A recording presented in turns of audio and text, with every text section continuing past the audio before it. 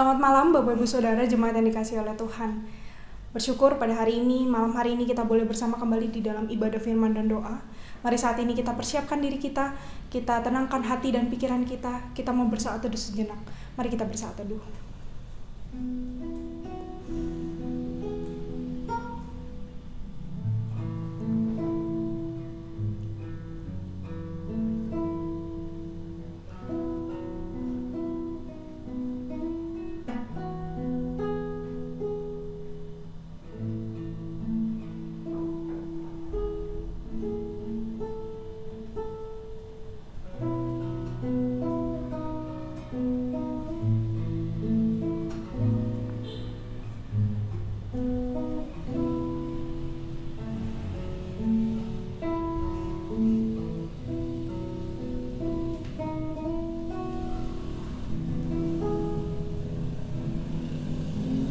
Amin. Bapak Saudara, bersyukur itu bukan hanya di dalam kelimpahan kita. Bersyukur itu bukan hanya ketika kita merasakan sukacita. Tetapi bersyukur itu juga adalah di dalam kekurangan kita. Bersyukur juga di dalam keterbatasan kita. Bersyukur di dalam kesedihan, duka cita yang kita alami. Mari kita memohon Tuhan untuk mengajar kita, untuk terus boleh bersyukur di dalam segala kehidupan kita. Dan kiranya pujian ini boleh mengingatkan kita agar kita boleh terus setia bersyukur, terus setia mengucap syukur di tengah keadaan yang mungkin tidak mudah. Ajarku setia bersyukur.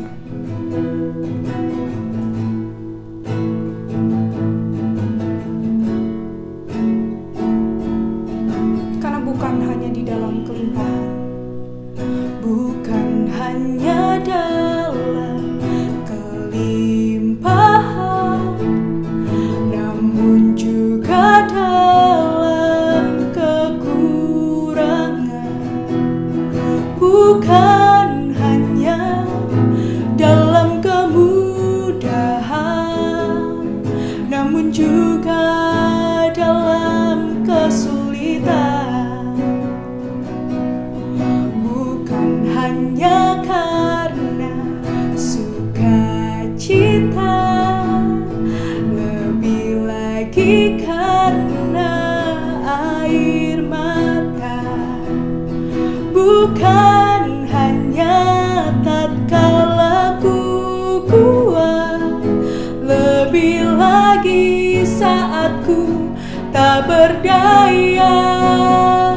Ajarku setia bersyukur, sebab anugerahmu selalu cukup bagiku.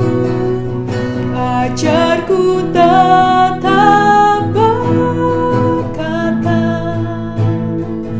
terima kasih Tuhan kala badai menerpa.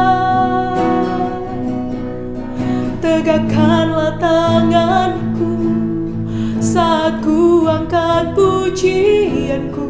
Kuatkanlah hatiku saat ku naikkan syukurku. Tuhan kau sungguh baik, Tuhan kau segalanya bagiku. Saya lagi katakan, bukan hanya dalam kelimpahan, bukan hanya dalam kelimpahan, namun juga dalam kekurangan. Bukan hanya dalam kemudahan, namun juga dalam kesulitan. Bukan hanya karena sukacita, lebih lagi karena air mata. Bukan hanya tatkala ku kuat, lebih lagi saat ku tak berdaya. Ajarku setia bersyukur, Sebab anugerah-Mu selalu cukup bagiku. Ajarku tetap berkata, terima kasih Tuhan kala badai menerpa. Tegakkanlah tanganku saat ku angkat pujianku. Kuatkanlah hatiku saat ku naikkan syukurku. Tuhan, Kau sungguh baik, Tuhan, Kau segalanya bagiku. Ajar kami setia bersyukur, ajarku setia bersyukur. Sebab anugerah-Mu selalu cukup bagiku. Ajarku tetap berkata, terima kasih Tuhan kala badai menerpa. Tegakkanlah tanganku saat ku angkat pujianku. Kuatkanlah hatiku saat ku naikkan syukurku. Tuhan, Kau sungguh baik, Tuhan, Kau segalanya bagiku. Tuhan, Kau sungguh baik, Tuhan, Kau sungguh baik, Tuhan, Kau segalanya bagiku. Mari kita berdoa. Tuhan, terima kasih untuk berkat dan kebaikan-Mu yang begitu luar biasa. Di tengah kami sukacita maupun duka cita, di tengah kami berkelimpahan ataupun berkekurangan, Engkau selalu ada bersama dengan kami. Terima kasih. Tuhan, ajar kami untuk terus setia bersyukur apapun yang terjadi di dalam kehidupan kami. Meskipun itu tidak mudah, meskipun itu sulit, ajar kami boleh terus mengucapkan syukur kepada-Mu. Kami menyerahkan ibadah kami ini ya Tuhan, dari awal, pertengahan ke akhirnya. Semoga Tuhan yang boleh menolong dan memimpin, agar semuanya boleh berjalan dengan baik. Terima kasih Tuhan. Dalam nama Tuhan Yesus, kami berdoa dan mengucap syukur. Amin. Saat ini saya juga mengajak kita untuk bersama-sama mempersiapkan telinga, hati, dan pikiran kita sebelum kita mendengarkan firman Tuhan, Bapak Saudara. Mari kita katakan, Tuhan penuhiku dengan firman-Mu. Tuhan penuhiku dengan firman-Mu, karena hidupku ini bejana yang ingin diisi firman-Mu Tuhan.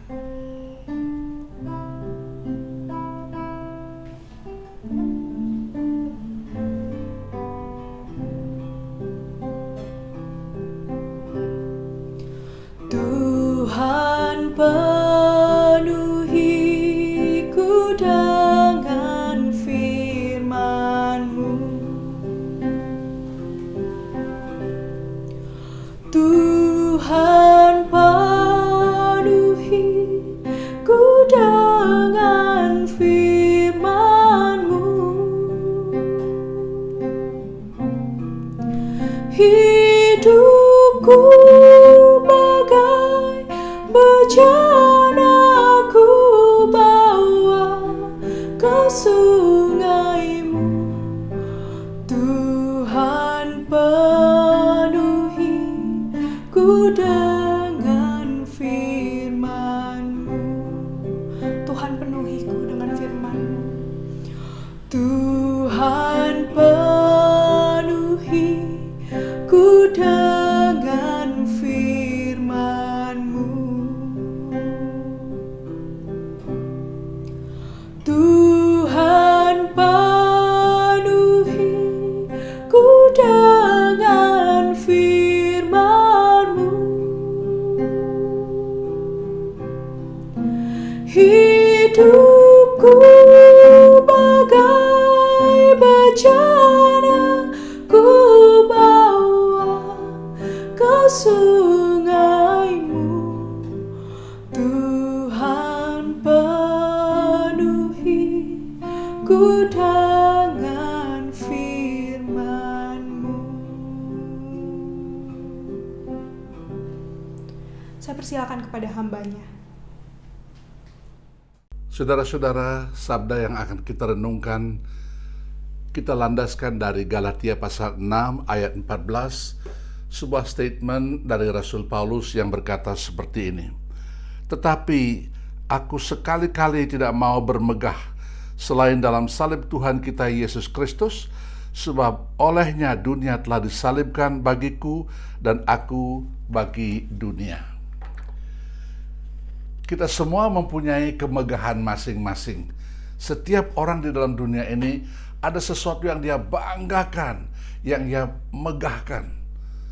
Ada yang memegahkan kekayaan umpamanya. Dia pertunjukkan kepada orang apa yang dia pakai dan sebagainya. Ada orang membanggakan ras. Sejarah membuktikan pernah ada perbudakan dalam sejarah dunia. Orang-orang yang berkulit hitam dipandang sebagai sangat rendah, tidak lebih daripada orang yang berkulit putih. Mereka mempunyai superioritas. Tentu saudara ingat dengan peristiwa di Afrika Selatan, bahkan sejarah Amerika di masa lampau. Ada juga orang memegahkan pendidikannya yang tinggi, banyak pencapaian akademis yang dia peroleh, gelarnya panjang, dan dia suka mempertontonkan gelarnya. Ada juga yang sangat mengagungkan dan memegahkan jabatannya. Dia selalu tunjukkan jabatannya apa, pengaruhnya besar. Ada juga orang memegahkan keindahan badannya umpamanya. Dia tunjukkan keindahan badannya dan membuat pakaian-pakaian yang bisa menonjolkan dia punya keindahan-keindahan tertentu pada badannya. Di dalam kalangan agama sering juga orang menonjolkan bakat rohani atau karunia rohaninya. Dia menunjukkan banyak hal yang dia bisa buat. Tetapi kalau kita membaca firman tadi, statement seorang rasul yang bernama Paulus yang berkata, aku tidak mau bermegah selain apapun kecuali salib Yesus Kristus. Sebenarnya Paulus bisa bermegah banyak hal. Banyak hal. Dia pernah sebutkan dalam Filipi pasal 3 ayat 4. Sekalipun aku juga ada alasan untuk menaruh percaya pada hal-hal lahiriah, maksudnya bermegah kepada hal-hal lahiriah. Jika ada orang lain menyangka dapat menaruh percaya pada hal-hal lahiriah, aku lebih lagi katanya. Dapat kita telusuri umpamanya, pertama kita lihat statusnya. Dia seorang Yahudi asli, dia seorang Ibraninya, orang Ibrani, dia katakan seperti itu. Abraham adalah leluhurku. Warga bangsa yang terpilih, yang dikasihi Tuhan, yang ada perjanjian khusus dengan Tuhan dengan tanda sunat. Lebih baik dari orang-orang yang dikatakan sebagai orang kafir. Yang kedua, dia bisa bermegah dalam hasil kerjanya. Berkhotbah begitu banyak, perjalanan PI yang begitu luar biasa, banyak menderita bagi Kristus, banyak membawa orang kepada pertobatan, dan juga tidak lupa dengan pekerjaan sosial yang dia kerjakan. Sudah ingat bagaimana dia mengumpulkan dana dari gereja-gereja non-Yahudi untuk dibawa ke Yerusalem. Dalam sejarah pemberitaan Injil, tidak seorang pun seperti Paulus ini. Tidak ada bapak gereja di masa purba, atau seorang reformator, atau seorang Puritan, seorang misionari, atau hamba Tuhan bahkan awam manapun, tidak ada orang bisa menyaingi dia. Yang ketiga, pengetahuannya. Dia bisa berbangga dengan pengetahuan yang tinggi. Dia katakan di mana dia belajar. Bakatnya banyak. Apalagi sesudah bertobat, Tuhan memberikan padanya karunia-karunia yang melengkapi pelayanannya. Dia seorang pengkhotbah yang hebat, seorang preacher yang dahsyat. Dia juga seorang orator dan sekaligus seorang penulis. Lidah dan penanya tajam. Dia juga seorang apologist. Dia mampu berdebat, saudara membaca di Korintus, di Yerusalem, di Athena, di Galatia. Ia paham banyak hal secara mendalam, bukan ecek-ecek, bukan sekedar sepintas tahu. Yang keempat, kualitas rohaninya dapat dia banggakan. Hatinya melimpah dengan kasih. Tulisan-tulisannya lembut dan sangat affectionate, sangat menyentuh. Dia mengasihi jiwa-jiwa seperti seorang perawat terhadap pasien. Ada seorang ibu yang mengasihi anaknya. Seorang pemberani karena benar. Dia tidak peduli siapapun yang dihadapinya. Tidak takut bayar harga demi jiwa-jiwa. Ia pernah dalam kesaksiannya dia mengatakan 14 tahun yang lalu, demikian dia katakan kepada orang-orang di gereja Korintus. Orang-orang Korintus begitu bangga dengan karunia lidah, karunia ini, karunia itu. Mereka kaya dengan karunia-karunia. Tetapi apa Paulus kurang dari itu? Waktu kita membaca bagian 2 Korintus pasal 12 umpamanya, dia katakan 14 tahun yang lalu ada seorang entah di dalam tubuh, entah di dalam roh, dia diangkat sampai ke langit tingkat ketiga atau surga tingkat ketiga. Dan saudara, coba kita renungkan, dia tidak pernah mengatakan pengalaman luar biasa itu kepada orang lain.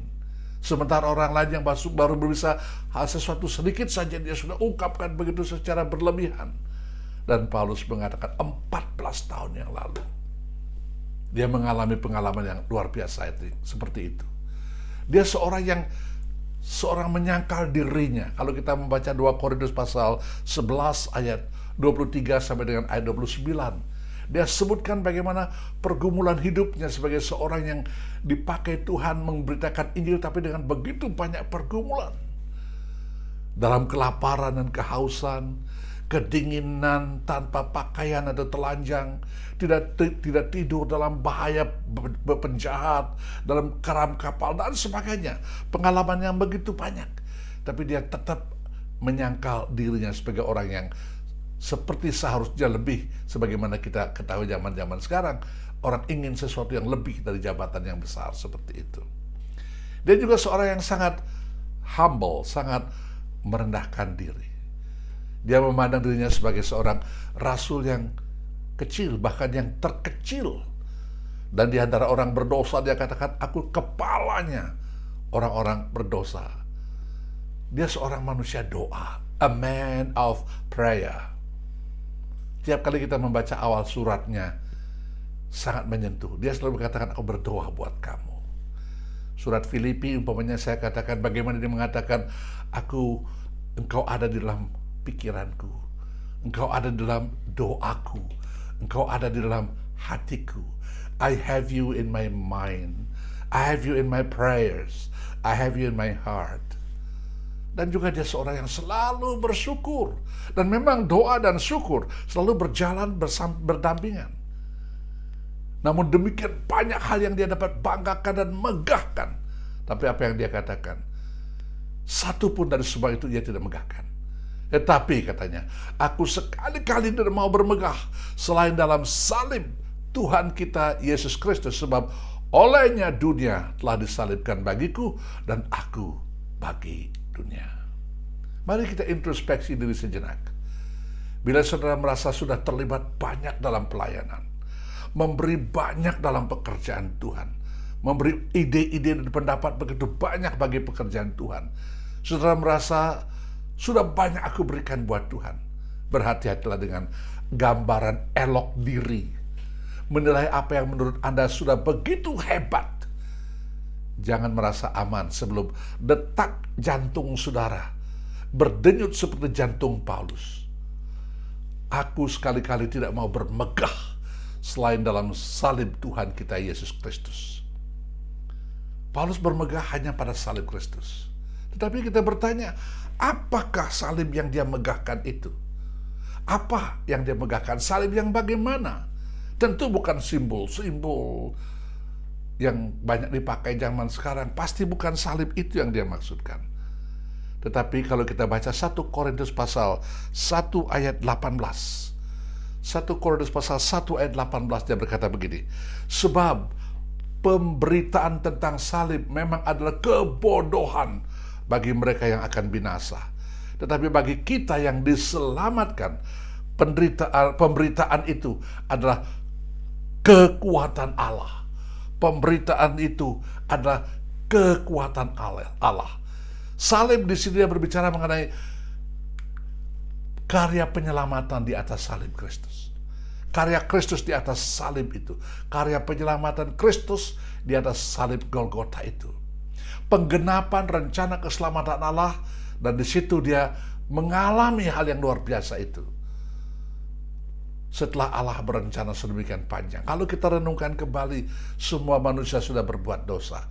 Dan upah dosa adalah kematian. Semua berarti tanpa perkecualian, saudara dan saya berada pada posisi ini. Tidak ada jalan keluar. Keadilan dan kasih Allah bertemu di atas kayu salib. Allah itu adil, tidak ada dosa yang tidak boleh dihukum. Tapi Allah itu juga kasih. Dia bisa berbuat sesuatu. Kalau kita merenungkan bagian ini, kita sungguh merasa berbahagia. Dosa harus dihukum. Aku harus mati karena aku orang berdosa. Dibutuhkan satu orang yang tidak berdosa, tapi mati bagi kita yang berdosa. Di mana mencari?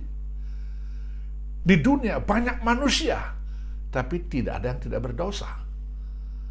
Di sorga yang suci banyak, semua suci, tapi tidak ada manusia. Itulah hikmat Allah yang luar biasa. Paulus katakan betapa dalamnya hikmat Allah itu. Dia datang ke dalam dunia menjadi manusia, mati bagi kita. Disitulah Paulus menemukan dirinya. Dia bukan orang yang seperti dia berkata seperti itu sekarang ini. Dulu dia seorang yang membenci Kristus. Kita tahu apa yang dia buat.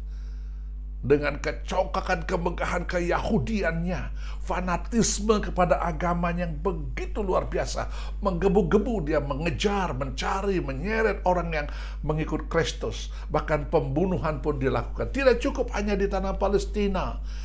Dia mengejarnya sampai ke luar negeri. Dia mendapatkan surat untuk pergi ke Syria. Tetapi apa yang terjadi ketika dia sampai dekat dengan kota Damaskus itu? Satu peristiwa terjadi. Dia yang mau dibunuh pengikut-pengikutnya itu menampakkan diri kepada Paulus dalam satu cahaya yang begitu cemerlang. Dia tahu itu cahaya Tuhan. Karena tidak ada cahaya secemerlang itu.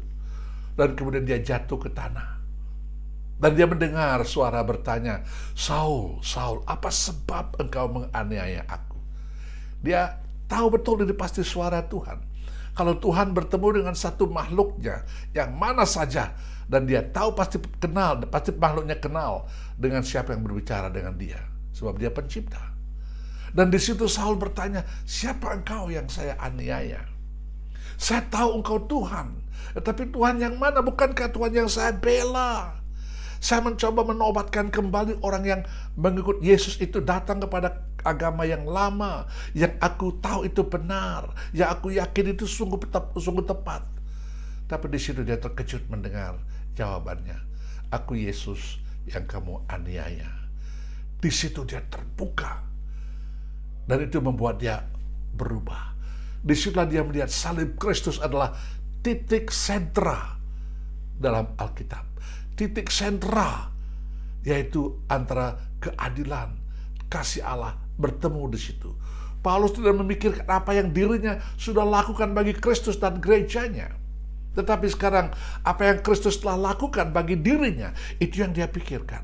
Dia renungkan sehingga tidak ada sesuatu yang dapat dia megahkan. Dia merenungkan, dia mengetahui penderitaan Kristus, kematian, penebusan, dan pembenaran, dan hidup kekal yang dijamin dengan kematian dan kebangkitannya. Bahkan kenaikan ke sorga dan kelak akan datang untuk kedua kalinya. Memberikan jaminan untuk keselamatan kekal itu. Betapa megahnya hal ini, betapa agungnya hal ini, sehingga dia tidak dapat mengatakan yang lain. Aku hanya bermegah kepada salib Kristus. Berikut kita merenungkan bagaimana dia bermegah. Cukupkah dia berkata dalam hatinya, "Oh, aku bersyukur, berterima kasih Engkau ya Tuhan mengasihi aku." Cukupkah seperti itu? Bisakah kita berbuat seperti itu juga sekarang ini? Kita mengalami anugerah Tuhan yang demikian luar biasa. Lalu kita berkata, "Oh haleluya, terima kasih Tuhan. Sekarang aku mati, aku ke sorga. Oh haleluya, terima kasih Tuhan." Cukupkah sampai di situ? Cukup kita hanya dengan menyanyi saja, oh puji Tuhan, amazing grace, once I was lost, but now I am found, I was blind, but now I see. Cukupkah sampai di situ? Paulus mengungkapkannya dengan cara yang khusus. Pertama, dia menghidupi sepanjang hidupnya.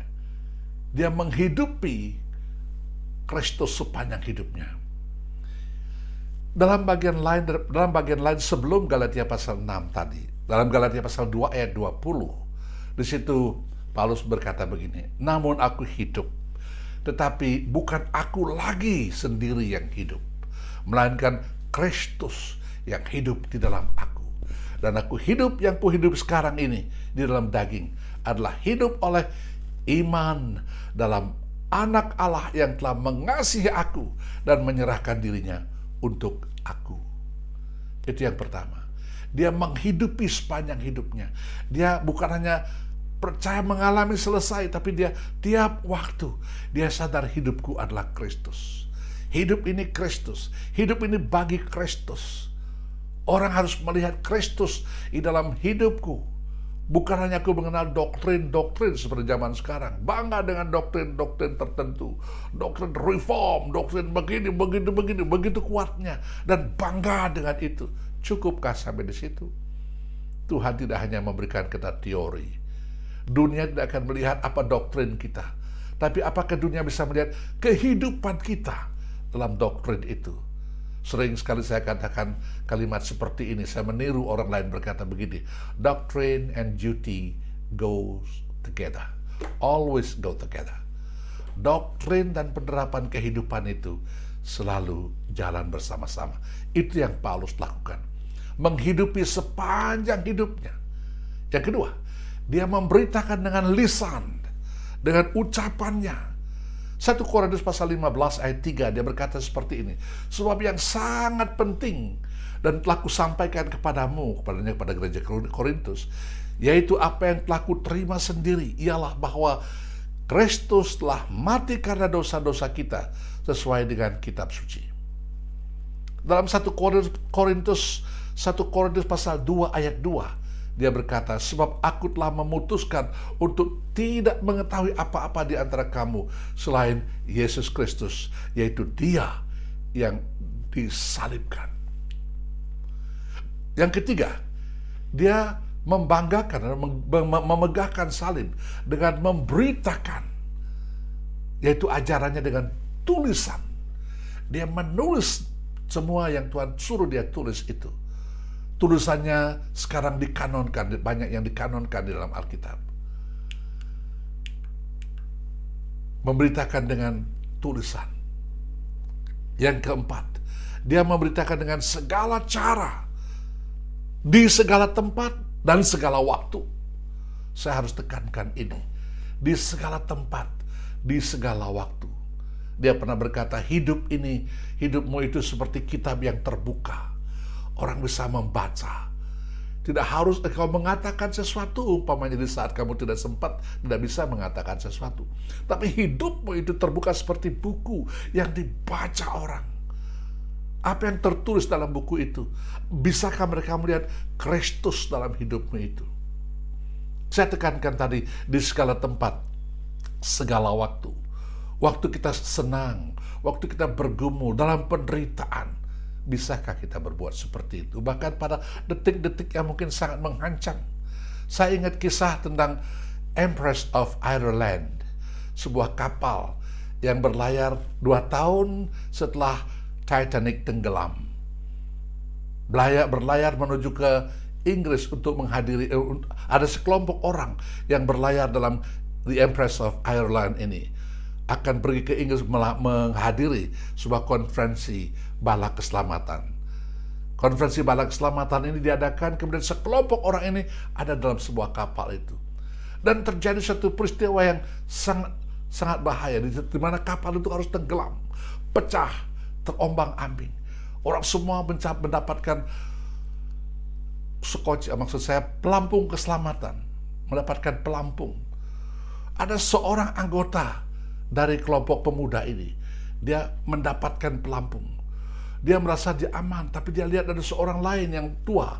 Dia bertanya, apakah engkau sudah menerima Tuhan Yesus? Apakah sudah percaya kepadanya? Apakah kau sudah diselamatkan? Orang itu berkata, tidak perlu bicara itu di sini. Saya tidak perlu sekarang. Lalu orang itu melemparkan pelampung itu kepada orang tua ini. Dan orang itu menerima. Dan kemudian ternyata, saudara-saudara, ternyata dia merasakan bahwa apa yang dia terima itu pertolongan yang luar biasa. Ketika dia diwawancara, dia berkata, saya diselamatkan 2 kali. Pertama, diselamatkan dari tenggelam di air yang dingin itu. Kedua, saya diselamatkan dengan keselamatan kekal di dalam Yesus. Anak muda itu berpikir dia sudah terima Yesus, dia mati tenggelam, selesai, tidak apa-apa, dia ke surga. Tapi orang ini belum terima Yesus. Dia harus diselamatkan dulu sebelum dia mati, sebelum habis kesempatan.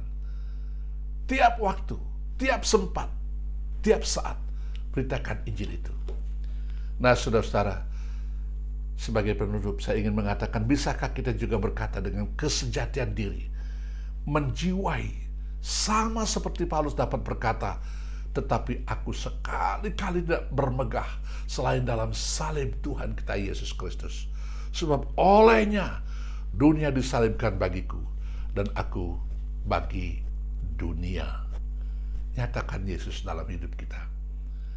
Saudara pasti kenal dengan sebuah lagu yang sering dinyanyikan. Salibnya, salibnya, selamanya mulia. Dosaku disucikan oleh darah Yesus. Bisakah kita bermegah dengan salib Kristus ini? Mari berdoa. Betapa kami bersyukur, ya Tuhan. Salib itu sudah menyelamatkan kami. Karyamu di atas kayu salib sudah membayar hutang-hutang kami. Keadilanmu terjawab. Kasih-Mu juga sangat dinampakkan. Kami manusia yang jahat, berdosa, dan harus dihukum dalam kekekalan neraka. Tuhan sudah memberikan kebebasan. Terima kasih Tuhan. Sekarang kami hidup, ajarlah kami hidup bermegah dalam salib Kristus. Tidak mau mengetahui yang lain, tapi bermegah akan salib Kristus. Dalam nama Tuhan Yesus, kami bersyukur dan bermegah. Amin. Kita telah memuji nama Tuhan, mendengarkan firman Tuhan, dan saat ini saya mengajak kita juga untuk berdoa untuk beberapa pokok doa, Bapak Ibu Saudara. Yang pertama, kita mau berdoa untuk jemaat kita di tengah kondisi pandemi seperti ini, banyak yang terpapar COVID. Kita berdoa untuk jemaat kita agar mereka yang terpapar COVID boleh segera pulih dari keadaan mereka. Semoga obat-obatan yang dikonsumsi, dokter yang menangani itu pun juga boleh menolong jemaat kita untuk pulih dari keadaan ini. Dan kita juga berdoa untuk beberapa jemaat yang barusan ditinggalkan, mengalami kedukaan karena kehilangan saudara, kehilangan keluarga, kehilangan suami, istri, anak di dalam penyakit COVID ini. Tuhan yang terus berikan kekuatan, Tuhan yang terus berikan penghiburan untuk mereka. Mari kita angkat suara kita berdoa untuk jemaat kita.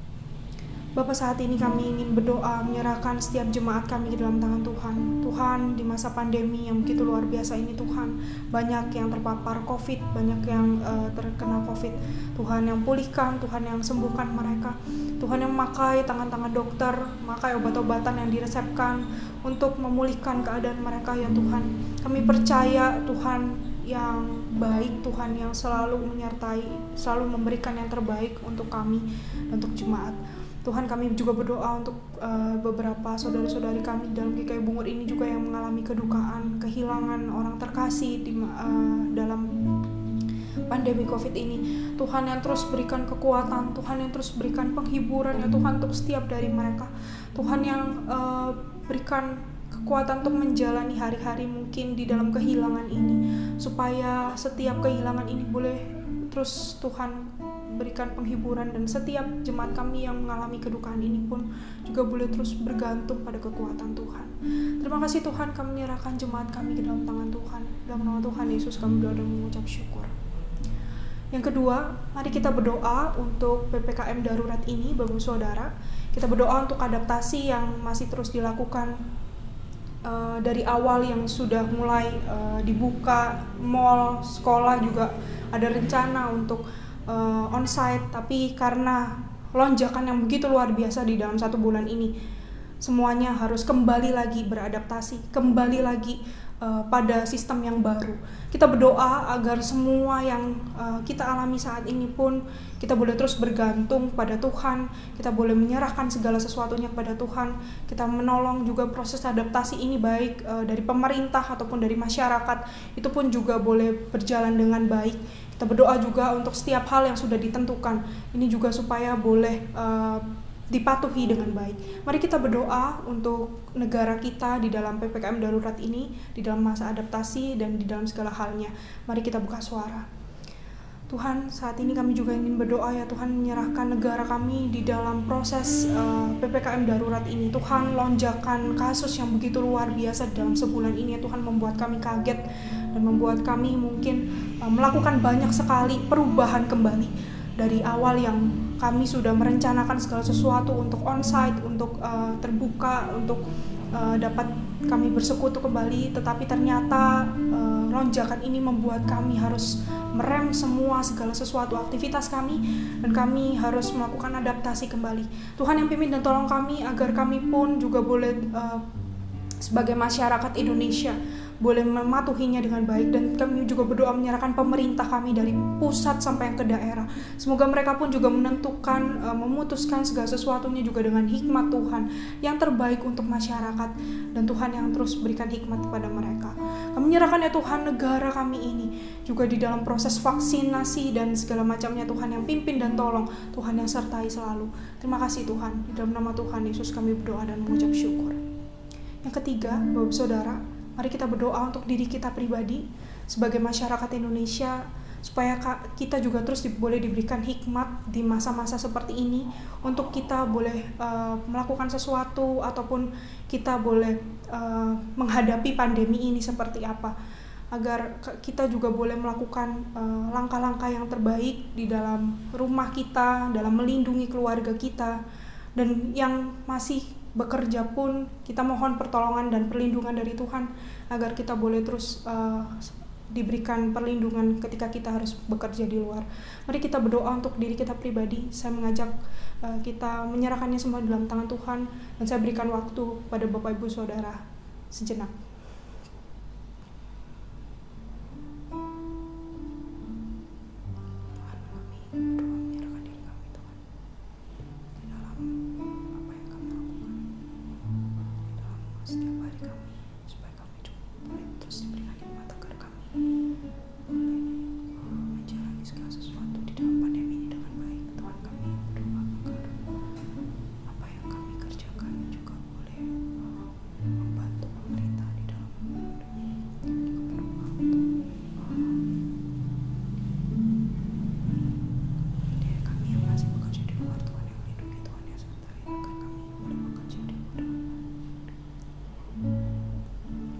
Bapa, kami bersyukur untuk waktu yang Tuhan berikan kepada kami untuk kami boleh menyerukan segala doa kami. Tuhan yang pimpin dan tolong kami agar di masa-masa ini kami boleh terus bergantung kepada Tuhan, bersandar kepada Tuhan, dan kami boleh terus menyerahkannya ke dalam tangan Tuhan. Tuhan yang sertai, Tuhan yang pimpin kami menyerahkan doa-doa kami ini, dan kami percaya Tuhan akan mengabulkan seluruh waktu dan kehendak Tuhan. Terima kasih Tuhan untuk malam hari ini, terima kasih untuk ibadah firman dan doa ini. Kami menyerahkan diri kami dalam aktivitas selanjutnya, PA yang sebentar lagi kami juga akan ikuti, dan Tuhan yang pimpin dan tolong kami di sisa hari kami ini. Di dalam nama Tuhan Yesus kami berdoa dan mengucap syukur. Amin.